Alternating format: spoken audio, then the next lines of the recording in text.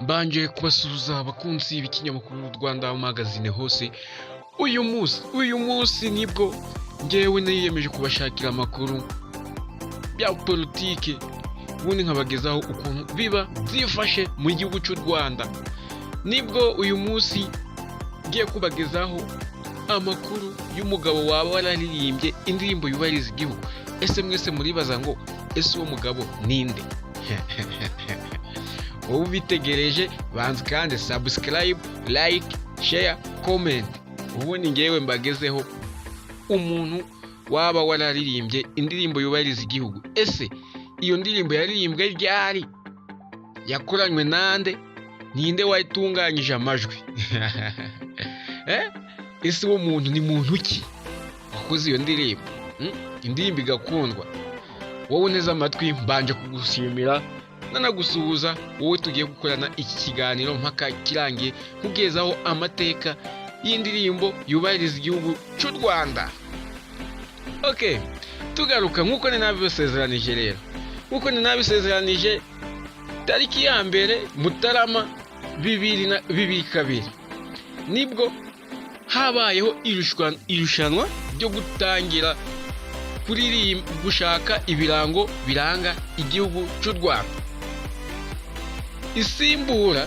Ibisimbura ibyari bimaze ibyari biriho mu 1996,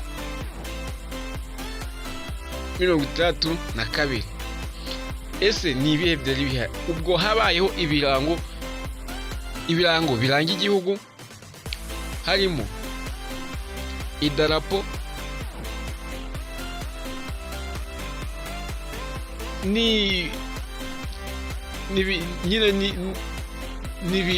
n'ibimenyetso biranga igihugu, nta bindi rero.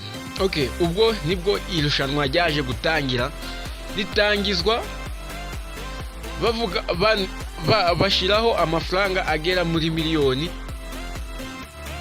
500. Muri miliyoni 500 bavuga ko uzatsindira iryo rushanwa ari uzegukana ayo mafaranga miliyoni 500. Miliyoni 500 ni menshi cyane, namwe murabyumva murabibona. Rero nyuma yaho nibwo baje gutangiza nyine gushaka wakora indirimbo mu magereza n'abandi bari hanze rusange. Rero nyuma yaho bakimara gushaka nibwo vedast, umwe wari ufunzwe azira icyaha cya jenoside, kuba yarakoze jenoside, nibwo yicaye arangije nawe aratekereza, yifatanya n'abandi bafungwa, ntago yaryamaga, ashakisha amagambo agize indirimbo yubahiriza igihugu, ariyo ndirimbo ubu twese u Rwanda tuzi. Hanze yago yigiye gutangira bose barahagarara tukayumva. Uyu vedast ni muntu ki? Vedast ni umugabo ubu afite imyaka 89. Nibwo yaje kuba aririmbiye indirimbo ariyo Rwanda nziza. Indirimbo Rwanda nziza yaraje arayikora, gusa amaze kuyikora hari abandi benshi yarahanganye nabo, ariko ubwo bayisohoye batoranyamo abantu 3. Muri abantu 3 rero nibwo uyu vedast yajemo, ariwe unari ku mwanya wa 3. Indirimbo kuko abandi bakurikirana bari bafite amajwi, yari maze ubu bwabo bari bamaze kugira amajwi ageze muri 69, we afite 67. Urumva ko nta manota, nta majwi abiri we yari amurusha. Rero bababwira ko bakwiye gukosora muri iyo ndirimbo. Ubwo we yararirimbye ngo ururimi rwacu ruraduhuza, ngo umuco ukaba ari we uduhuza. Aza kubihindura avuga ati ururimi rwacu ruraduhuza, abihindura neza, aba ariyo magambo ashiramo. Nyuma yaho nibwo indirimbo yongeye gusubira mu rushanwa.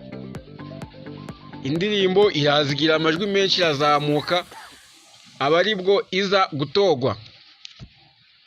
Aba aribwo n'uyu mugabo Vedast aribwo yazamukiye kuri iyo ndirimbo yiwe. Ese uribaza ngo yarafungiwe muri gereza yarafungiwe muri gereza ya Huye kuko ariko na nuba icyafunzwe. Ariko gusa mu gufungwa kwe yari umukristo cyane asengera mu dini ry'Abadiventiste. Ubwo banaje kubatangariza amanota bagasanga yagiye kuririmba muri korali yabo yari yitwa Intwari za Yesu. Kuko yaririmbaga muri korali n'undi ya gereza. Ubwo uyu Vedast ese uribaza ngo n'umuntu ki ubu muri gereza niwe ushinzwe ibintu bya ndi umunyarwanda, niwe bukangurambaga wa ndi umunyarwanda mu magereza.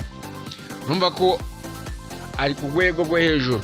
Nibwo igihe cyageze barategereza nyine bakibaza ati se indirimbo yacu ko yasohotse amafaranga akaba atari yaza. Nyuma yaho nibwo mu mwaka wa 2002 nibwo amafaranga yaje babajije ministeri yari ishinzwe nyine abagororwa. Nibwo baje babibwira ko indirimbo yaba yamaze gusohoka. Indirimbo rero imaze gusohoka ni bahise bakubita ya mafaranga miliyoni 500. Barangije bavuga ati rero iyi miliyoni 500 ntabwo twayibika mu mufuka gusa twenyine kubera ko bari bafite bari bamaze gukora itsinda ry'abantu benshi. Buri muntu yafashemo 70,000 abihereza umuryango wiwe andi yose kuko urabizi ko n'ubundi bavuze ko ku ngororwa nimba ari miliyoni 5 bagomba gufataho 1/10 kikaja mu sandugu ya gereza. Uko niko byabaye bigenda kuko amategeko yari abihamya. Uyu rero Vedast yakomereje aho nababwiye ko n'ubundi ubu ari we muntu ushinzwe gahunda ya ndi umunyarwanda mu magereza. Gusa n'ubu nawe nyine cyakomeje gukora igihano cye cy'uko yakoze jenoside. Ayo niyo mateka nayo mbafitiye ku muntu waba warakoze indirimbo yubahiriza igihugu. Wowe ukeneye kuja wumva amateka ese ibirango by'u Rwanda byagaragaye gute, komeza ujye utega amatwi Rwanda Magazine hose ukanda subscribe, share, comment. Ni iby'agaciro cyane, ndabakunda cyane.